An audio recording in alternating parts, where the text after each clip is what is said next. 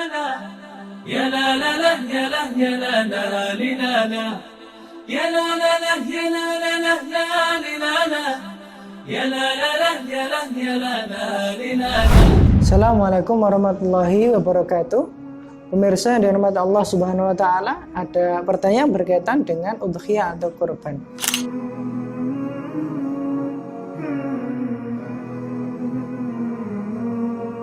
Pemirsa yang dirahmati Allah Subhanahu wa taala, setidaknya ada 5 hal adab berkaitan dengan para mudhahi atau orang yang berkurban. Hal yang pertama adalah niat ikhlas lillahi ta'ala. Jelas karena Rasulullah SAW menyatakan innamal a'malu binniyat wa innama likulli imri'in ma nawa. Sesungguhnya amal seseorang tergantung dari niatnya, dan setiap orang akan diberikan ganjaran, diberikan pahala, diberikan balasan sesuai dengan niatnya masing-masing. Maka dari fikih ibadah udhiyah ini yang terpenting yang pertama adalah niat lillahi ta'ala, karena mengharap ridha Allah subhanahu wa ta'ala. Sebagaimana dalam surah Al-Hajj, Allah subhanahu wa ta'ala sudah berfirman, la yanalallaha luhumuha wa la dima'uha walakin yanaluhu taqwa minkum. Sungguhnya dagingnya dan darahnya tidak akan sampai pada Allah subhanahu wa ta'ala, namun yang akan sampai pada Allah adalah ketakwaan dari kita, niat ikhlas kita lillahi ta'ala. Dan dalam hal ini kita melaksanakan perintah Allah Subhanahu wa taala sesuai dengan apa yang dicontohkan oleh Rasulullah sallallahu alaihi wasallam. Semoga dengan itu Allah memberikan ridhonya kepada kita. Kemudian yang kedua adalah memilih hewan kurban yang gemuk atau yang maksimal sesuai dengan kemampuan kita. Karena sejatinya dari ibadah udhiyah ini yang paling afdal adalah yang paling banyak manfaatnya.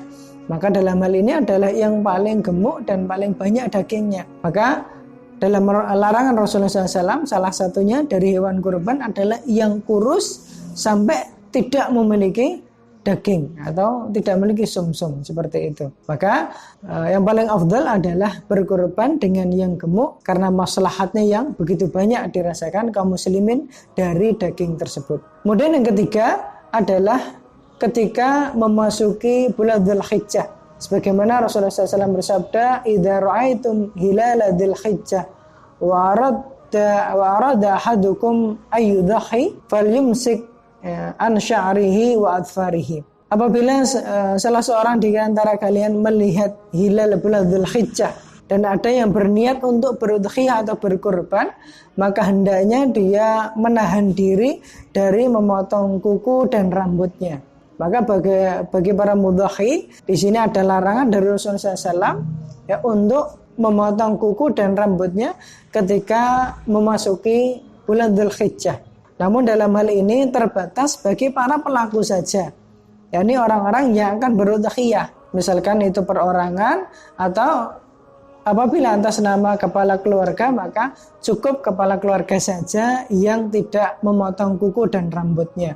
Hikmahnya adalah bagaimana dalam beberapa riwayat disebutkan ketika seseorang menahan dari kuku dan rambutnya, maka di sana Allah Subhanahu wa taala pun akan membebaskan ya anggota tubuh tersebut dari api neraka, dari hikmah udhiyah yang dia lakukan, seperti itu.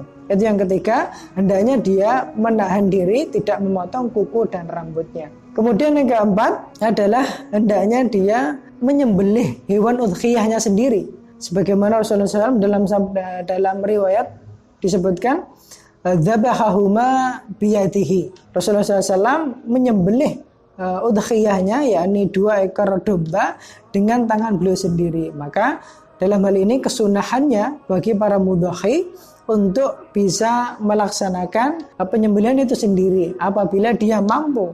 Apabila dia tidak mampu, maka boleh diwakilkan oleh tukang jagal atau panitia yang lainnya, seperti itu.